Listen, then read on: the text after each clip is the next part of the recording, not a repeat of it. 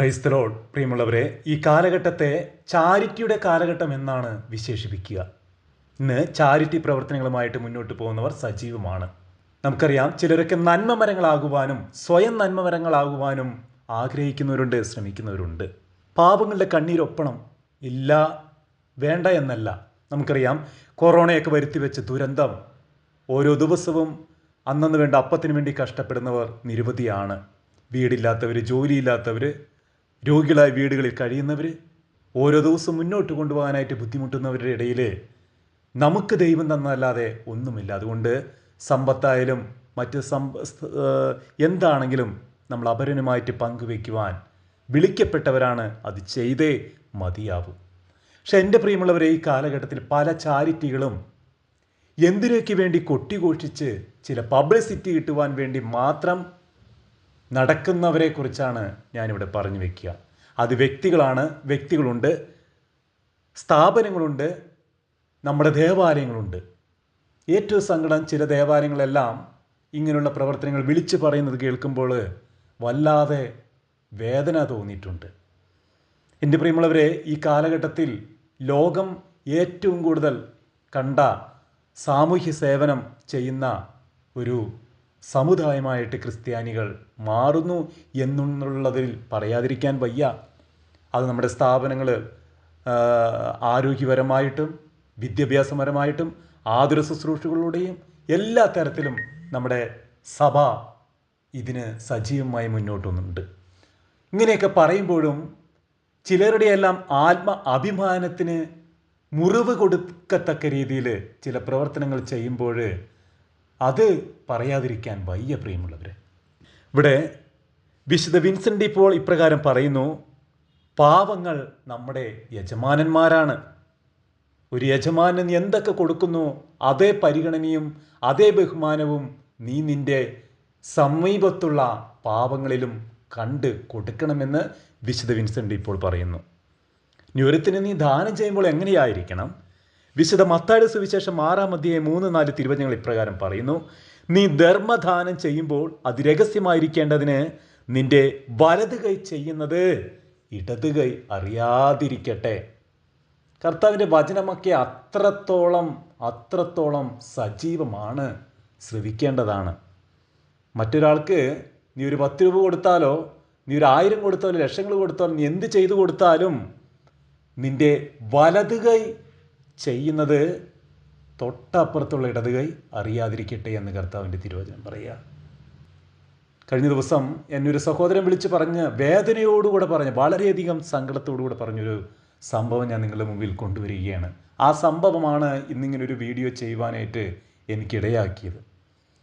അദ്ദേഹം ഒരു 6 സെൻറ്റ് സ്ഥലമുള്ള ഒരു വ്യക്തിയാണ്, കുടുംബമായിട്ട് കഴിയുന്നു. ഓല ഷെഡിലാണ് അദ്ദേഹം വർഷങ്ങളായിട്ട് താമസിക്കുന്നത്. അദ്ദേഹത്തിന് ഒരു വീട് വയ്ക്കുവാനായിട്ട് വളരെയധികം ആഗ്രഹം. എന്നാലോ സഹായിക്കാൻ ആരുമില്ല. അതിനുവേണ്ടി ഒരുങ്ങുന്നു, പ്രാർത്ഥിക്കുന്നു. നല്ലൊരു മനുഷ്യനാണ്. ഇത് ഇടവകക്കാരറിഞ്ഞു. അങ്ങനെ ഇടവകക്കാർ വന്ന് കണ്ടൊക്കെ പോയി. പക്ഷെ വീട് വെക്കണമെന്നോ അതുമായിട്ട് സഹായിക്കണമെന്നും ഇടവകക്കാർ തീരുമാനിച്ചിട്ടില്ല. അവരിങ്ങനൊരു തീരുമാനമെടുത്തു: ഏതായാലും ആരിലൂടെങ്കിലൊക്കെ സഹായം കടന്നു വരും, നമുക്കൊരു 25,000 രൂപ അദ്ദേഹത്തിന് കൊടുക്കാം, ഒരു സമ്മാനമായിട്ട് കൊടുക്കാം, പിന്നെ അദ്ദേഹം ഉണ്ടാക്കട്ടെ. ഈ ഒരു ചിന്തയിലാണ് അങ്ങനെ ഒരു 25,000 രൂപ അദ്ദേഹം ചോദിച്ചിട്ട് പോലുമില്ല. 25,000 രൂപ പള്ളിക്കാർ കൊണ്ടുവന്ന് കൊടുത്തു. അതിനുശേഷം ഇദ്ദേഹം ആരിലൂടെയൊക്കെയോ, ഇദ്ദേഹത്തിൻ്റെ കൂട്ടുകാരിലൂടെ, മറ്റ് സന്നദ്ധ സേവനം ചെയ്യുന്ന നിരവധി പ്രവർത്തകരിലൂടെയെല്ലാം മനോഹരമായൊരു വീട്, ഒരു 10-14 ലക്ഷത്തിൻ്റെ ഒരു വീട്, മനോഹരമായൊരു വീട് അദ്ദേഹം പണി കഴിപ്പിച്ചു. ഇവിടെ പള്ളിക്കാർ തുടക്കമിട്ടു എന്നുള്ളത് ശരി തന്നെ. എങ്കിൽ ഈ 25,000 രൂപ കൊടുത്തിട്ട് 14 ലക്ഷത്തിൻ്റെ വീട് ഞങ്ങളാണ് വച്ച് കൊടുത്തത് എന്ന് പറയുന്ന, പരസ്യമായി പറയുന്ന ആ ഇടവകക്കാരെ കാണുവാനിടയായി. അതിനുശേഷം പണിയെല്ലാം കഴിഞ്ഞ്, വെഞ്ചിരിപ്പെല്ലാം കഴിഞ്ഞിട്ട് പിന്നെ ഇതിന് ശേഷം ഇദ്ദേഹം എവിടെയെല്ലാം പോയിട്ട് ചായ കുടിക്കുമ്പോഴും പോകുമ്പോഴും നടക്കുമ്പോഴും വരുമ്പോഴും എല്ലാം നാട്ടുകാർ ചോദിക്കുന്ന ചോദ്യം ഇതാണ്: പള്ളി നിനക്ക് വെച്ച് തന്ന വീടല്ലേ, നിനക്കതിൻ്റെ ആവശ്യമുണ്ടോ? എന്തിനാടാ നിനക്കെല്ലാം വീട് വെച്ച് തരേണ്ട ആവശ്യം?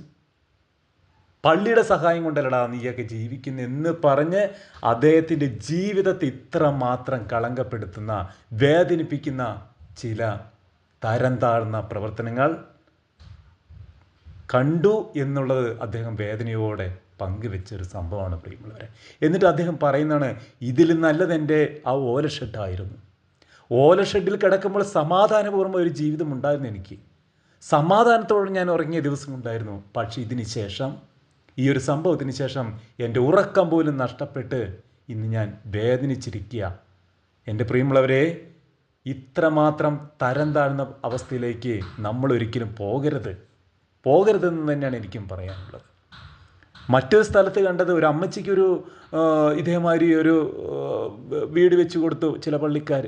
എന്നാലോ 1 or 2 മുറി ഒറ്റയ്ക്ക് താമസിക്കുന്ന അമ്മച്ചിയാണ്. അന്ന് വീടിൻ്റെ വെഞ്ചിരിപ്പിൻ്റെ അന്ന് ഇല്ലാത്ത മാധ്യമങ്ങളെല്ലാം വിളിച്ചുകൂട്ടി ഇടത്തു നിന്നും വലത്തു നിന്നും മുമ്പിൽ നിന്നും പിന്നിൽ നിന്നും എന്തുമാത്രം ഫോട്ടോകളെടുത്ത് പബ്ലിസിറ്റി കൊടുത്ത് ചെയ്യുന്ന ഒരവസ്ഥ. എൻ്റെ പ്രിയമുള്ളവരെ, ഇവിടെ നമ്മൾ പരസ്യപ്പെടുത്തേണ്ടതെന്നല്ല, നമ്മൾ ചെയ്യണം. നമ്മൾ ചെയ്യുന്ന സാമൂഹിക സേവനം മറ്റുള്ളവർ കാണണം. സഭ ഇതൊക്കെ ചെയ്യണമെന്നുണ്ടെന്ന് അറിയണം. പക്ഷേ ഇവരുടെ പേരോ മറ്റോ ഒന്നും ഉപയോഗിക്കാതെ 10 പേരെ അതൊന്ന് അറിയിച്ചുകൂടെ? അതിനെന്താ കുഴപ്പം? ഞാൻ ചങ്ങനാശ്ശേരി അതിരൂപതയിലെ ഒരു ബഹുമാനപ്പെട്ട ഒരു അച്ഛൻ്റെ ഒരു പ്രസംഗം കേട്ടു. അച്ഛൻ അവിടെ പരസ്യമായിട്ട് നിന്ന് പറയുകയാണ്, എനിക്ക് ട്രാൻസ്ഫറാണ്, സ്ഥലം മാറ്റമാണ്, ഞാൻ പോകുന്നു. പക്ഷേ എൻ്റെ കാലത്തിനുള്ളിൽ ഇത്ര വ്യക്തികൾക്ക് ഞാൻ വീട് വെച്ച് കൊടുത്തു. ഞാൻ അതിൽ അഭിമാനിക്കുന്നു, നിങ്ങളെല്ലാം അഭിനന്ദിക്കുന്നു. പേര് പോലും ഞാൻ പറയാൻ ആഗ്രഹിക്കുന്നില്ല. പേര് നമ്മൾ ഒരിക്കലും പറയരുത്. ഇനിയാണെങ്കിലും നമ്മൾ കുറച്ച് വ്യക്തികളൊക്കെ ഉണ്ട്, അവർ കൂടെ നിങ്ങൾ സഹകരിക്കണം. അത് ഞാൻ അടുത്ത വികാരി അച്ഛൻ്റെ അടുത്ത് ഞാൻ പറഞ്ഞിട്ട് പോവാം എന്ന് പറഞ്ഞിട്ട് അച്ഛൻ പരസ്യമായിട്ട് ആരുടെ പേരും എടുത്തു പറയാതെ ഇങ്ങനൊരു സേവനം ചെയ്ത കാര്യം അച്ഛനെന്ന് പറയാം. അതുപോലെ പറയുന്നതുകൊണ്ട് നമുക്ക് എന്താ കുഴപ്പം? എൻ്റെ പ്രിയമുള്ളവരെ, അതുകൊണ്ട് ഒരു വ്യക്തിക്ക് നമ്മൾ സഹായം ചെയ്യുമ്പോൾ നമുക്ക് ദൈവം തന്നല്ലാതെ മറ്റെന്തുണ്ട് പ്രിയമുള്ളവരെ? സമ്പത്തായാലും എന്തായാലും ദൈവം തന്ന ദാനമല്ലേ? അത് മറ്റൊരാളുടെ മുമ്പിൽ പരസ്യപ്പെടുത്തിയിട്ട് നമ്മൾ ചെയ്യണം. 20,000 രൂപ കൊടുത്ത് 2 ലക്ഷം രൂപയുടെ പരസ്യം കൊടുത്ത് പബ്ലിസിറ്റിയും കൊടുത്ത് എന്തിന് ഇത്രമാത്രം നീചകരമായ പ്രവൃത്തിക്ക് നമ്മൾ കൂട്ടുനിൽക്കുന്നു? എനിക്കറിയാം പ്രിയമുള്ളവരെ, എനിക്കറിയാവുന്ന ഞങ്ങളുടെ ഈ മീഡിയ ചാനലിന് വേണ്ടി ഒരു കമ്പ്യൂട്ടർ വളരെ നാൾ ആഗ്രഹിച്ചു. അവസാനം ഒരു ചേച്ചി സഹായിക്കുക എന്ന് പറഞ്ഞ് മനോഹരമായ ഒരു കമ്പ്യൂട്ടർ വർഷങ്ങൾക്ക് മുമ്പ് സമ്മാനിച്ചു. അതിനുശേഷം ആ ചേച്ചിയുമായിട്ട് വിളിക്കുമ്പോഴെല്ലാം സംസാരിക്കുമ്പോഴെല്ലാം പ്രാർത്ഥനാ സഹായം ആവശ്യപ്പെടുമ്പോഴെല്ലാം ആ ചേച്ചി പറയുന്നൊരു കാര്യമുണ്ട്, ഞാനാണ് ഇത് തന്നതെന്ന് ആരും അറിയരുത്. കാരണം എനിക്ക് ദൈവം തന്നതാണ് എൻ്റെ സമ്പത്ത്, എൻ്റെ മക്കൾ, അതിൻ്റെ ഒരു ഭാഗമാണ് നിങ്ങളുടെ ഒരു നല്ല കാര്യത്തിന് വേണ്ടി ഞാൻ തന്നത്. അതുകൊണ്ട് ഇതാരുടെ മുമ്പിലും നിങ്ങൾ പേര് പറഞ്ഞ് പരസ്യപ്പെടുത്തരുത്. ഇന്നുമുണ്ട് നിരവധിയായ വ്യക്തികൾ. അച്ഛന്മാരുടെ കയ്യിലെല്ലാം ഇന്ന കാര്യത്തിന് വേണ്ടി പൈസ കൊടുക്കുമ്പോൾ ഞങ്ങളുടെ പേരറിയാതെ ചെയ്യണം, ഞങ്ങളുടെ പേരറിയാതെ അൾത്താരയ്ക്ക് വേണ്ടി ഇത് ഉപയോഗിക്കണം, ഞങ്ങളുടെ പേരറിയാതെ ഇത് ഗ്രോട്ടയ്ക്ക് വേണ്ടി നിങ്ങൾ ഉപയോഗിക്കണം, ഇന്ന വ്യക്തിക്ക് കൊടുക്കണം. എന്നാൽ ചിലരൊക്കെ ഉണ്ടല്ലോ, ഇന്നും ഇങ്ങനൊരു ചാരിറ്റിയുമായിട്ട് ചിലരൊക്കെ നടക്കുന്നത്, എനിക്കെന്തെങ്കിലും നേട്ടമുണ്ടാവണം, 10 പേർ കേൾക്കെ ഞാൻ ചെയ്യണം. അത് ദൈവം ആഗ്രഹിക്കാത്തതാണ്. ഇനി 10 പേർ കേൾക്കെ നിങ്ങൾ കൊടുത്തു, അതിനുള്ള പ്രതിഫലം ദൈവം നിങ്ങൾക്കിവിടെ നൽകി കഴിഞ്ഞു.